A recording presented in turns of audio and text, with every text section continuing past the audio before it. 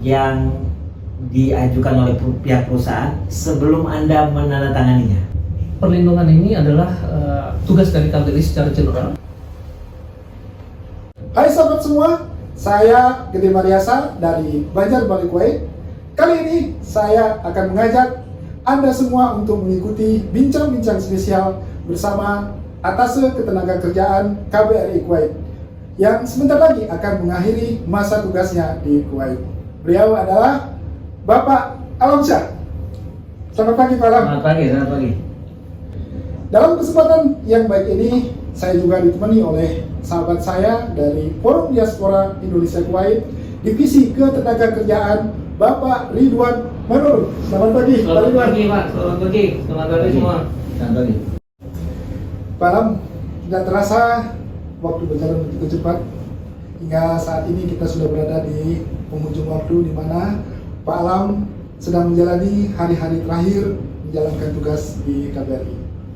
Sebelum kita ngobrol lebih jauh Pak Alam, mungkin bisa cerita sedikit Pak, bagaimana awal mulanya Bapak bisa ditugaskan di KBRI Kuwait?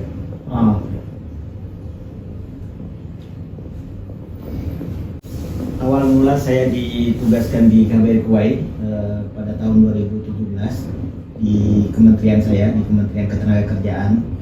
Itu ada rekrutmen untuk posisi sebagai atase ketenagakerjaan untuk ditempatkan di perwakilan Republik Indonesia yang ada di seluruh dunia. Di Kementerian Ketenagakerjaan kami mempunyai 12 orang atase yang ditempatkan di 10 negara. Adapun negara-negara tersebut adalah yang pertama adalah di Malaysia, kemudian ada di Singapura, Brunei Darussalam, Korea Selatan, Hong Kong, dan Taiwan. Untuk negara-negara Arab ada di Uni Emirat Arab, Jordania, Qatar, Saudi Arabia, dan Kuwait. Nah, setelah saya mengikuti proses seleksi yang ketat di kementerian, alhamdulillah saya berhasil lolos dan ditugaskan di negara Kuwait untuk masa tugas 3,5 tahun. Jadi itu melalui seleksi dulu ya Pak? Ya, untuk seleksinya sangat ketat dan bertahap proses seleksinya di kementerian saya. Hal apa yang paling berkesan saat pertama kali tiba di Kuwait atau di awal-awal Pak Alam menjalankan tugas di KBRI Kuwait? Hal pertama yang luar biasa buat saya adalah ketika saya pertama kali tiba di Kuwait itu cuaca yang luar biasa panas. Ekstrim ya Pak? Ya, itu kalau buat saya itu sangat ekstrim. Kemudian yang berkesan lagi adalah saya lihat di sini mobil-mobilnya semuanya bagus, jalanan juga besar dan lebar gitu kan. Beda dengan jalanan-jalanan kita yang ada di Indonesia. Jadi dan yang lebih membuat saya terkesan lagi adalah ketika ketemu masyarakat kita yang ada di sini, mereka sangat ramah dan sangat-sangat guyup. Ini pertama kali Pak Alam itu ditugaskan di luar negeri ya? Betul. Apa yang membedakan bertugas di tanah air dan bertugas di luar negeri Pak? Kalau perbedaan pastinya banyak ya. Ya. Yang pertama mungkin kalau dari saya, pertama dari pekerjaan. Artinya bahwa pekerjaan saya sebelum di Kuwait ini, di Indonesia terus terang aja saya tidak mengurusi masalah tenaga kerja, pekerja migran maksud saya.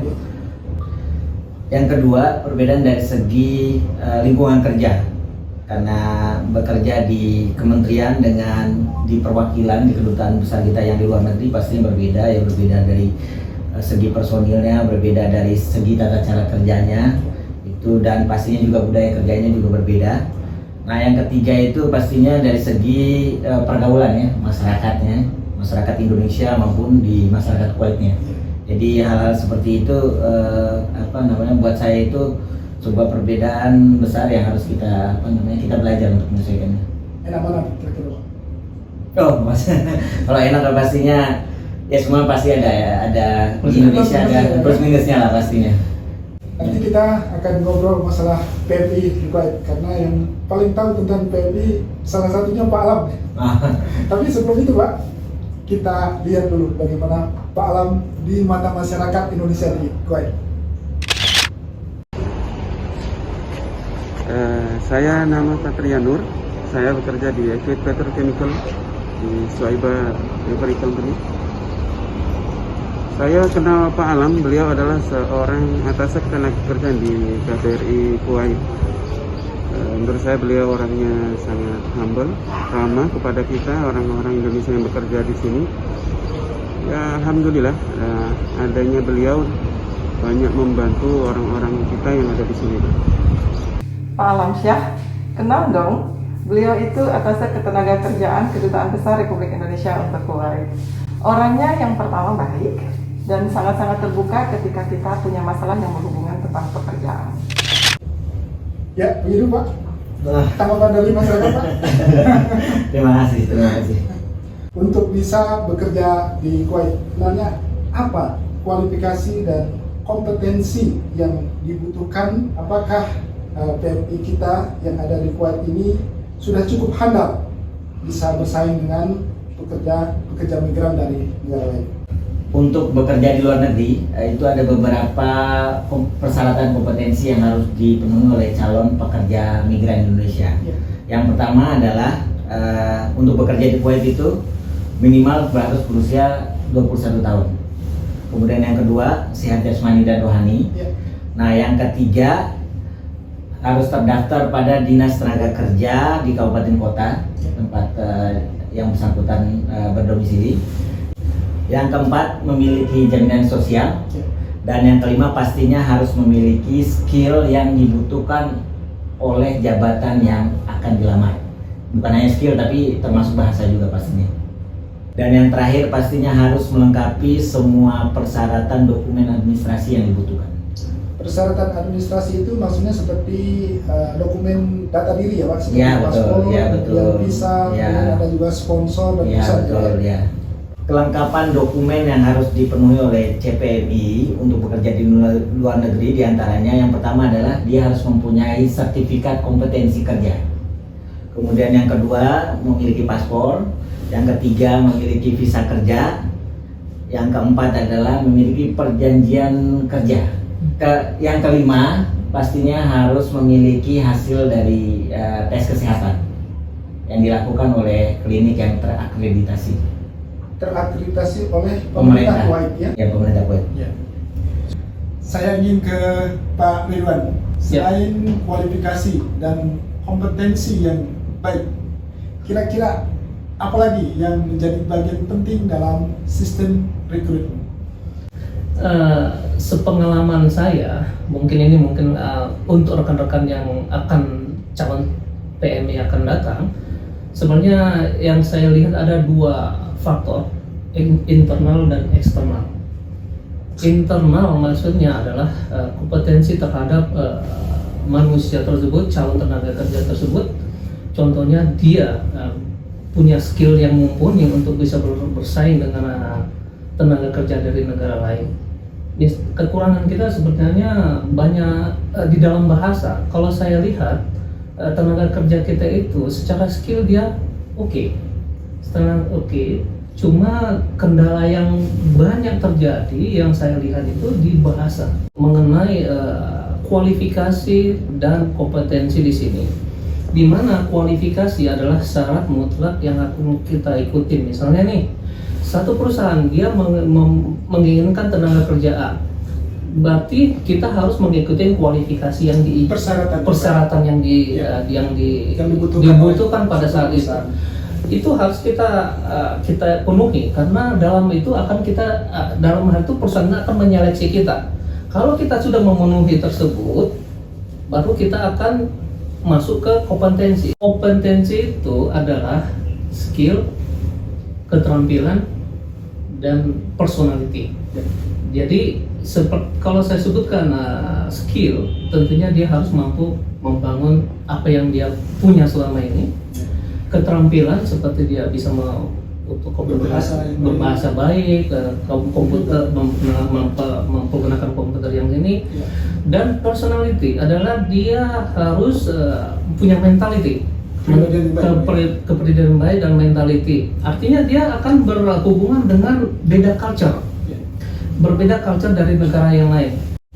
Contoh yang seperti yang saya alami adalah di mana waktu untuk engineer kita harus memiliki kualifikasi yang diinginkan, minimum misalnya dia harus di oil and gas sepanjang yang diinginkan, misalnya nih 8 tahun minimal bagi experience yang untuk minimum ya.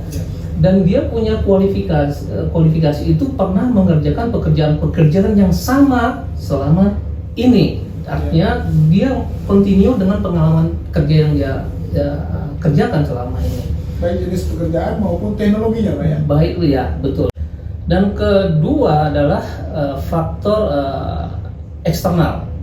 Faktor eksternal ini sangat penting sekali bagi calon tenaga kerja itu, di mana dia harus mengetahui negara yang dituju, karena negara yang dituju ini apakah itu aman, misalnya aman atau berbahaya bagi dia, karena dia kan untuk cari kerja. Kedua adalah harus dia melihat company yang akan dia tuju, misalnya company itu benarkah atau cuma sekedar ini. Ketiga adalah agent, karena kita harus hati-hati terhadap agent ini. Agent penyalur tenaga kerja ini harus dicermati. Jadi calon tenaga kerja itu harus melihat lingkaran tersebut untuk membuat dia akan memilih atau bekerja ke luar negeri tadi. Sistem rekrutmen yang sehat, calon PNI yang memiliki kualifikasi dan kompetensi yang tinggi diharapkan juga akan bertemu nanti dengan agent atau perusahaan yang paling tidak sudah memiliki rekam jejak yang bagus seperti itu, atau mungkin sudah ada verifikasi dari KBRI. Ya. Boleh saya tambahin sedikit Pak Gede?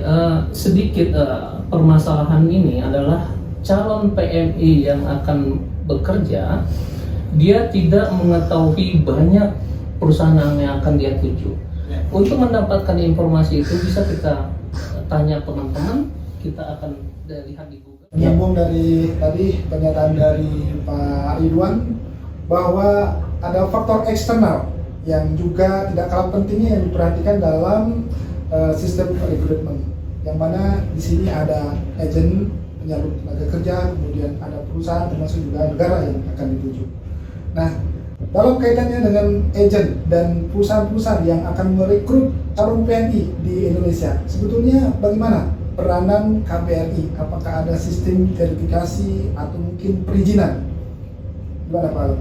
Ya, pastinya semua perusahaan Kuwait yang membutuhkan tenaga kerja dari Indonesia, mereka harus memenuhi beberapa persyaratan dan mengikuti prosedur tertentu. Nah, yang pertama salah satunya diantaranya adalah mereka harus mengajukan surat permintaan atau demand letter kepada mitra kerjanya di Indonesia, di mana demand letter tersebut harus dilegalisir atau di-endorse oleh pemerintah Kuwait dan pemerintah Indonesia, dalam hal ini KBRI. Nah, kemudian yang kedua, ketika ada permintaan yang masuk ke KBRI, kami dari KBRI, dari Fungsi Ketenagakerjaan, akan melakukan proses verifikasi ke perusahaan tersebut. Untuk kita harus mengecek mulai dari kelengkapan administrasi perusahaan tersebut maupun kondisi kerja, dan pastinya juga ditambah dengan informasi yang lain, bagaimana sebenarnya perusahaan ini ya betul, apakah ini perusahaannya baik atau tidak, ya berdasarkan informasi kami dapatkan itu menjadi dasar kita untuk mengendorse surat permintaan tenaga kerja dari Indonesia. Ya, artinya Pak Alam, agen-agen penyalur tenaga kerja dan juga perusahaan yang akan merekrut tenaga kerja atau calon PNI ke Indonesia ini tidak sembarangan, terlebih dahulu melalui proses verifikasi dari KBRI Pak ya. Bagaimana peranan KBRI dalam proses verifikasi itu Pak? Apakah KBRI itu bisa berhak untuk memblacklist, katakanlah misalnya ada agen ini yang bermasalah, apakah KBRI Kuwait memiliki authority di dalam memblacklist daripada agen atau perusahaan ini Pak? Ya, pemerintah Indonesia dalam hal ini melalui KBRI dapat memberikan sanksi kepada perusahaan-perusahaan yang kita anggap tidak memenuhi syarat dan ketentuan yang berlaku. sanksi itu macam-macam. Ada yang sanksi yang bersifat teguran, ada juga atau administratif, ada sanksi itu yang ringan, ada level sedang, bahkan ada sanksi yang paling berat kalau untuk perusahaan di Indonesia itu berupa pencabutan izin usaha. Nah, kalau untuk di perusahaan di Kuwait misalnya, salah satu contoh yang sanksi yang paling berat itu adalah kita memasukkan perusahaan tersebut kepada dalam daftar blacklist. Jadi artinya perusahaan ini dalam periode tertentu dia tidak akan bisa merekrut tenaga kerja dari Indonesia. Artinya fungsi kontrol dan perlindungan dari KBRI ini sebetulnya cukup kuat ya Pak ya? Ya, betul. Menurut Undang-Undang Ketenagakerjaan kita, pemerintah Indonesia dapat memberikan sanksi kepada siapapun pelanggar aturan ketenagakerjaan yang berlaku di Indonesia. Menggunakan agen tenaga kerja memang sangat memudahkan calon PNI Pak Betul. untuk masuk ke suatu perusahaan. Namun di satu sisi tentu juga ada kos atau uang tambahan yang harus dibayarkan oleh calon PNI untuk jasa daripada agen penyalur tenaga kerja ini. Betul. Nah, bagaimana dengan calon PMI yang memungkinkan untuk menempuh jalur mandiri, Pak? Apa saja kira-kira persyaratan yang harus diikuti? Untuk bekerja di luar negeri itu ada beberapa cara. Ya, yang pertama bisa melalui agensi. Ya. Kalau kita bilang kalau di Indonesia istilah populer dulu PJTKI. Kalau sekarang namanya P3MI. Ya. Nah, yang kedua ada juga yang melalui jalur mandiri. Nah, jalur mandiri. Nah, untuk persyaratan bekerja di luar negeri lewat perusahaan PT maupun lewat mandiri sebenarnya sama. Yang paling mencolok Pak, apa perbedaannya untuk bisa menempuh jalur mandiri, Pak? Yang membedakan di sini adalah bahwa ketika seorang memutuskan untuk bekerja secara mandiri, dia harus mampu mengurus segala sesuatunya sendiri. Dokumen-dokumen administrasi tadi harus di-endorse oleh pemerintah Indonesia, dalam hal ini misalnya Kementerian Luar Negeri, Hukum dan HAM, kemudian embassy Kuwait yang ada di Indonesia, Pak, ya? Betul pastinya. Kemudian melalui proses di BP2MI atau BNP2TKI kalau yang dulunya, itu ada proses persiapan bekerja sebelum luar negeri. Itu ada beberapa tahapan yang harus dilalui. Sebagai atas ketenagakerjaan KBRI Kuwait, Bapak rajin melakukan kunjungan dengan community PNI yang ada di Kuwait. Ini sebenarnya bagian daripada program atas ketenagakerjaan atau merupakan suatu kewajiban, atau memang Pak Alam sendiri memang senang berusukan ini melakukan kunjungan itu apa saja Pak yang dibicarakan Pak? Iya, semua yang dibilang tadi benar semuanya.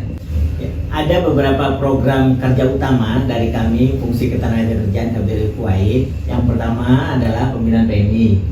Yang kedua adalah perluasan kesempatan kerja. Yang ketiga adalah penanganan kasus atau permasalahan atau pengaduan.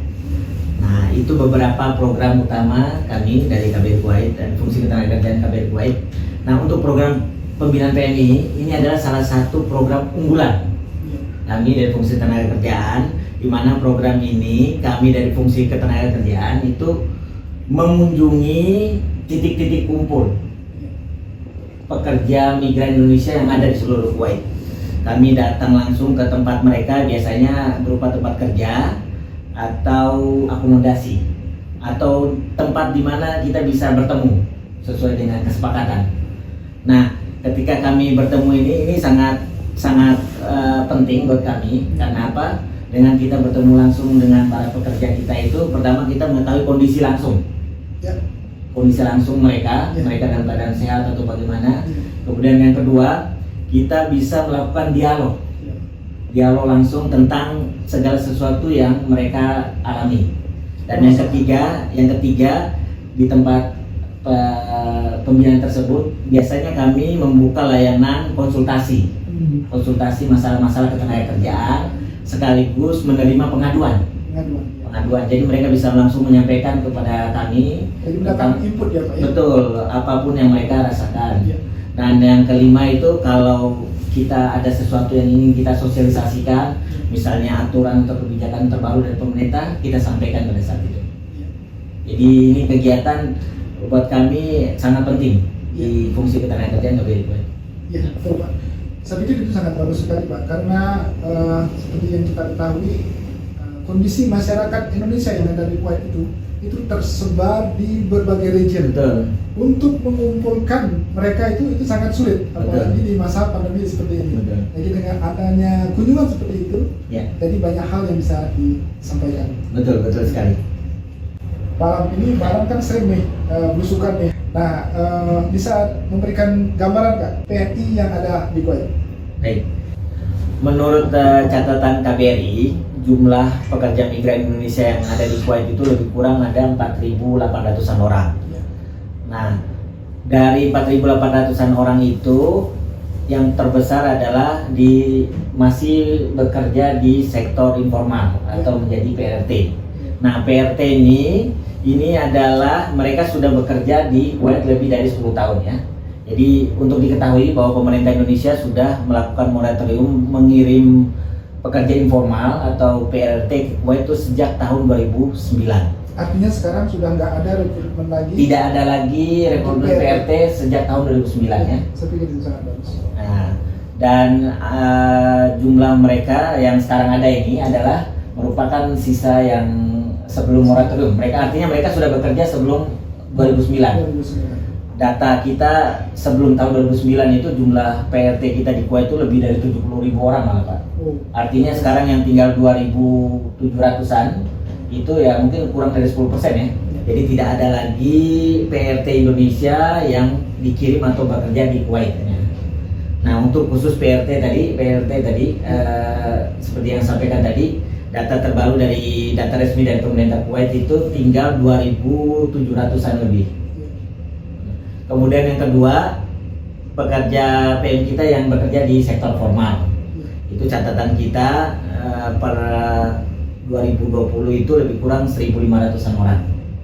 Nah, mereka paling banyak pertama bekerja di sektor kesehatan. Menurut catatan KBRI, kita mempunyai lebih kurang 400-an orang perawat yang bekerja di Kementerian Kesehatan Kuwait, MOH, Ministry of Health Kuwait. Mereka bekerja sebagai perawat dan mereka sudah rata-rata bekerja lebih dari 9 atau 10 tahun lebih. Kemudian yang kedua, banyak pekerja kita banyak bekerja di sektor hospitality.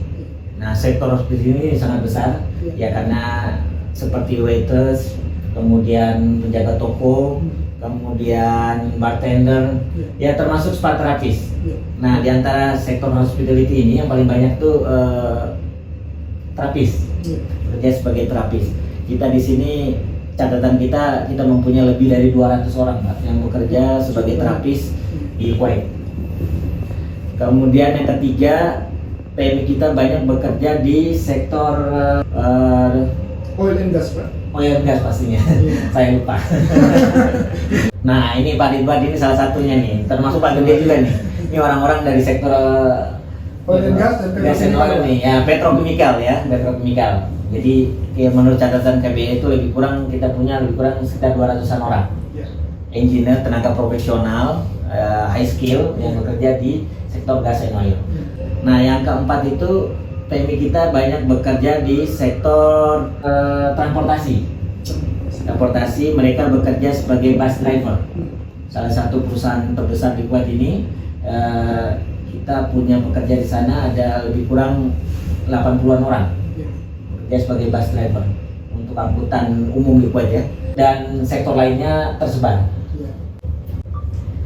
Selain melakukan kunjungan ke beberapa community PMI di Kuwait, Pak Alam juga rajin membuka ruang-ruang diskusi. Betul. Dan komunikasi dengan tokoh-tokoh masyarakat, juga dengan ormas yang ada di Kuwait. Ini sebenarnya apa Pak? Kenapa Bapak sering membuka ruang-ruang diskusi dan komunikasi ini? Apa memang PMI kita yang ada di Kuwait ini ada masalah atau memang bagaimana Pak? Oh ya, KBRI Kuwait dalam bekerja tidak bisa bekerja sendiri. Ya, kami harus berkolaborasi dengan seluruh elemen masyarakat yang ada di Kuwait, terutama dari ormas-ormas atau organisasi masyarakat yang ada di Kuwait. Nah, di Kuwait ini kan banyak sekali ormas-ormas dan selama ini kita selalu berkolaborasi, bekerja sama, saling bahu-membahu, bersinergi, membantu semua kesulitan yang dialami oleh masyarakat kita yang ada di Kuwait. Ya, saya mau ke Pak Ridwan dalam Forum Diaspora Indonesia Kuwait, bagian ketenagakerjaan yang juga sering menangani permasalahan ketenagakerjaan. Apa saja Pak permasalahan ketenagakerjaan di Kuwait yang paling sering dialami? Terima kasih. Melanjutkan pembicaraan dari Pak atas tenaga kerja Pak Alamsyah. Di sini fungsi kita sebagai divisi tenaga kerja adalah bersinergi dengan atas tenaga kerja, di mana seperti beliau sampaikan tadi, ada waktu tertentu mereka tidak bisa sampai ke bawah. Disinilah fungsi kita menerima laporan pengakuan, menemui rekan-rekan tersebut dan mendapatkan apa bantuan yang mereka inginkan dalam hal ini, permasalahan yang mereka, artinya berusaha memediasi ya Pak ya, berusaha antara PNI yang memiliki masalah dengan KBRI. Betul sekali. Jadi kita memediasi setelah kita mendapatkan laporan dan keluhan dari mereka, kita sampaikan ke atas tenaga kerja di KBRI, dan untuk selanjutnya akan ditindaklanjuti oleh KBRI dalam menuntaskan masalah mereka. Untuk Forum Diaspora Indonesia Kuwait bersama organisasi kemasyarakatan yang ada, selama ini apa saja Pak yang sudah dilakukan terhadap PNI, terutama yang memiliki masalah yang ada di Kuwait? Ya, beberapa kasus yang pernah kita temuin dan selesai setelah kita laporkan ke pihak KBRI. Contoh yang pernah kita lakukan adalah permasalahan yang dialami rekan kita dari PMI di Alpha Station, di mana mereka seperti kembali tadi mereka tidak ada waktu untuk melaporkan ke KBRI dan keterbatasan jarak yang jauh, dan akhirnya KBRI menanganinya dan selesai permasalahan mereka. Kedua, seperti yang beberapa tenaga kerja kita yang orang construction yang berada di Kairan, yang jauhnya 90 km ke pusat kota. Jadi kita menemui mereka, menggali permasalahan mereka, apa yang akan mereka sampaikan kita terima, kita bikin satu record laporan. Dari laporan tersebut kita, misalnya beberapa orang yang akan melapor itu kita catatkan nama-nama mereka, beliau-beliau. Dari situ draft tadi kita perbaiki dan akan kita laporkan ke KBRI. Ya, selama masa pandemi ini tentunya banyak permasalahan PMI yang dialami, khususnya bagi masyarakat yang terdampak. Kira-kira apa nih Pak yang sudah dilakukan oleh KBRI dan juga oleh Forum Diaspora Indonesia Kuwait? Siapa yang duluan mau jawab? Pak Ridwan apa Pak Alam? Silakan Pak. Oke. Ya, selama masa pandemi ini kita mengalami situasi yang luar biasa, di mana selama pandemi ini banyak sekali permasalahan yang menimpa para pekerja kita di Kuwait. Di antaranya yang paling banyak adalah gaji yang tidak dibayar. Tidak dibayar menurut catatan KBRI selama masa pandemi yang dimana dari tahun lalu itu kita menerima lebih dari 300 lebih pengaduan. Ada yang gajinya itu dipotong, ada yang gajinya itu dibayar sebagian, bahkan ada yang tidak dibayar sama sekali, bahkan ada yang tutup atau bangkrut. Nah, akhirnya terjadilah PHK di situ, ya termasuk menimpa para pekerja kita, di mana selama pandemi ini catatan KBRI udah lebih dari 300 orang lebih PMI kita yang pulang ke Indonesia. Dengan tidak beroperasinya atau adanya pembatasan operasional perusahaan oleh pemerintah Kuwait karena kebijakan dalam rangka penanganan pandemi ini, tentu sangat berdampak pada operasional perusahaan, terutama cash flow-nya. Jadi banyak perusahaan mengalami kesulitan untuk membayar gaji karyawannya. Nah, ini menimbulkan efek domino. Ketika pekerja itu tidak dibayar, otomatis dia akan kesulitan untuk memenuhi kebutuhan dasarnya. Ya, salah satunya untuk makanan ya, kebutuhan sehari-hari. Nah, disinilah perannya KBRI. Kami dari KBRI Kuwait membantu seluruh pekerja kita yang kesulitan dengan memberikan bantuan sembako. Nah, dalam pendistribusian dan bantuan ini kami juga pastinya bekerja sama dengan seluruh elemen masyarakat yang ada di Kuwait, terutama dengan ormas-ormas. Kami bahu-membahu dengan KBRI dengan ormas, itu bahu-membahu membantu seluruh masyarakat Indonesia yang mengalami kesulitan memenuhi kebutuhan dasar selama periode pandemi ini. Dan KBRI Kuwait sudah menyalurkan ribuan paket bantuan sembako. Ya, Pak Ridwan, mungkin ada yang ditambahkan? Ya, sedikit tambah mengenai PMI kita setelah pandemi ini, mengikuti seperti yang dibicarakan dari Pak Tasir tenaga kerja. Memang beberapa tenaga kerja kita mengalami masalah dalam penggajian. Mereka tidak dapat gaji dan sehingga mereka butuh untuk biaya hidup. Nah, di sini Survive ya, Pak, ya? untuk survive, betul. Itu karena ini masa lockdown ini berasa ada masalah yang sangat panjang saat itu. Jadi dalam ini FDIK Diaspora Kuwait membentuk ingin memberi bantuan lewat sembako dalam membantu rekan-rekan kita ini itu. Salah satunya kita bekerja sama dengan ormas-ormas membuka satu link lewat internet untuk meregister bagi siapa saja yang akan menginginkan bantuan tersebut. Nah, dalam hal itu memang banyak rekan-rekan kita yang mendapatkan masalah tersebut, meregister mereka, lokasi mereka di mana. Nah, bekerja sama dengan ormas, kita mendistribusikan, menemui ke arah Jara, ke Khairan yang jauh dan dekat kita juga. Nah, itulah kerjasama kita dengan KBRI dengan secara total kita FDK ini maju bersama ormas membantu tenaga kerja kita di dalam masalah tersebut. Luar biasa sinergi antara KBRI dan seluruh elemen masyarakat, dalam hal ini Forum Diaspora Indonesia Kuwait dan juga organisasi kemasyarakatan yang lain. Sepanjang menangani permasalahan-permasalahan PMI yang ada, hal apa yang paling berkesan, Pak?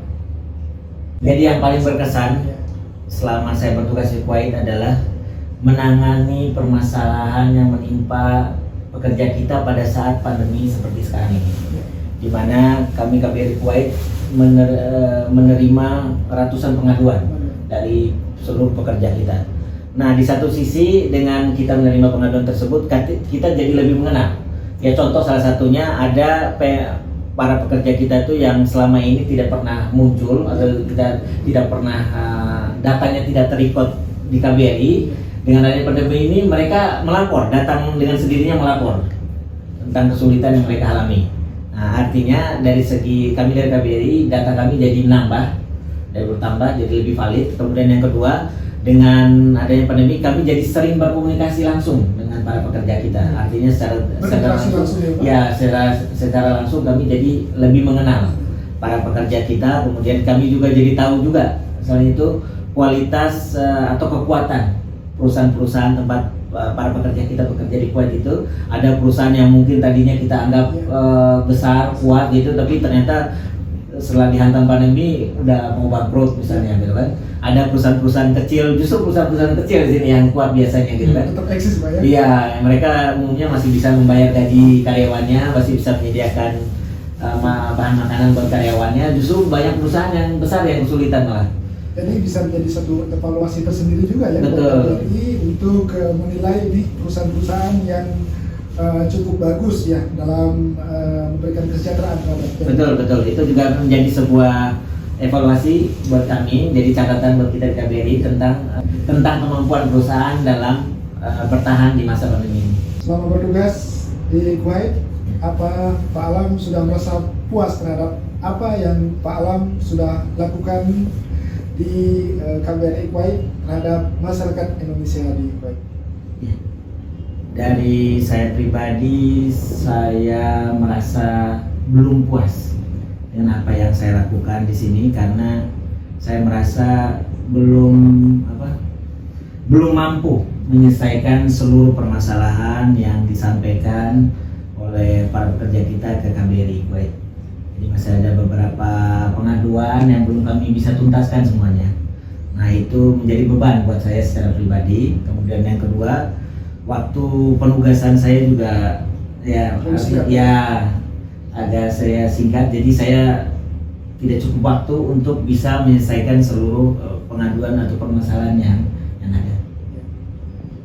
Pak Ridwan, apa harapan kedepannya terhadap kesejahteraan dan perlindungan PMI yang ada di Kuwait, Pak Ridwan? Ya, terima kasih. Di sini saya menggarisbawahi ada dua yang perlu, kesejahteraan dan perlindungan tenaga kerja kita di Kuwait, terutama di Kuwait ini. Kesejahteraan tentunya calon tenaga kerja atau PMI yang ada di sini berharap perusahaan itu strong, kuat secara finansial untuk berkelanjutan dalam bekerja dan kenyamanan dalam bekerja. Juga memiliki sistem rekrutmen manajemen yang baik ya Pak? Betul, secara manajemen mereka baik, financial baik, dan tentunya kita sebagai PMI atau tenaga kerja itu bekerja dengan tenang, nyaman, sejahtera. Ya. Oke. Dan kedua mengenai perlindungan, ya ini memang perlindungan ini adalah tugas dari KBRI secara general, secara umum, di mana yang kita hadapi, yang kita alami selama ini, KBRI ini sudah melakukan yang terbaik, sudah melakukan diplomasi yang kuat terhadap perusahaan-perusahaan kalau memang ada permasalahan dari PMI tersebut, bergening yang bagus, closing dari case-case yang tepat gitu, dan syukurnya sudah berlangsung, dan ini memang kita berharap akan ditingkatkan kemudian hari siapapun penggantinya dari beliau ini, Pak Alam, untuk kedepannya. Kira-kira itu yang masukan yang dari saya. Ada pesan, nasihat atau saran bagi calon PMI maupun PMI yang sudah eksis yang ada di Kuwait? Pelajari secara cermat kontrak yang diajukan oleh pihak perusahaan sebelum Anda menandatanganinya. Karena itu juga merupakan salah satu dasar atau landasan hukum ya Pak, ketika kita ada permasalahan di PMI yang ada permasalahan di Kuwait, apapun itu pertama akan merujuk ke kontrak itu ya Pak? Pasti. Ya. Selalu optimis dalam bekerja, jangan pernah menyerah karena pandemi ini insya Allah pasti akan ada akhirnya. Kemudian yang kedua, di masa sulit seperti sekarang ini, kita harus lebih tabah, lebih sabar, terutama kekuatan mental. Mental kita harus kuat Saling menguatkan Pak ya? Saling menguatkan karena banyak sekali permasalahan yang kita hadapi di masa pandemi seperti sekarang ini. Tambahan lagi adalah patuhi semua aturan dan ketentuan yang berlaku di Kuwait maupun di negara Indonesia.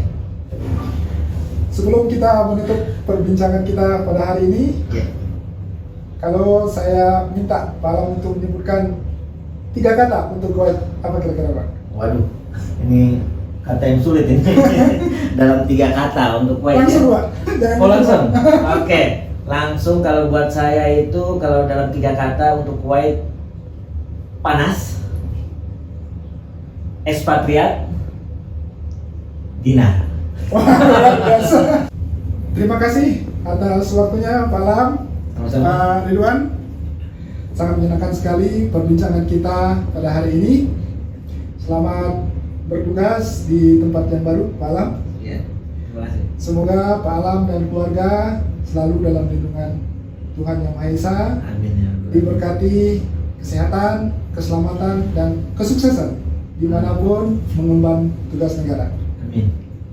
Sahabat semua, demikian tadi perbincangan saya bersama Atase Ketenagakerjaan KBRI Kuwait dan perwakilan dari Forum Diaspora Indonesia Kuwait. Bagi sahabat tanah air yang ingin bekerja di luar negeri, pastikan Anda memiliki informasi yang lengkap mengenai perusahaan dan negara yang akan dituju. Semoga perbincangan kita hari ini bisa bermanfaat bagi sahabat semua. khususnya yang ingin bekerja di Kuwait. Salam sehat dan sukses selalu. Terima kasih Pak. Terima kasih Pak Ridwan. Terima kasih Pak.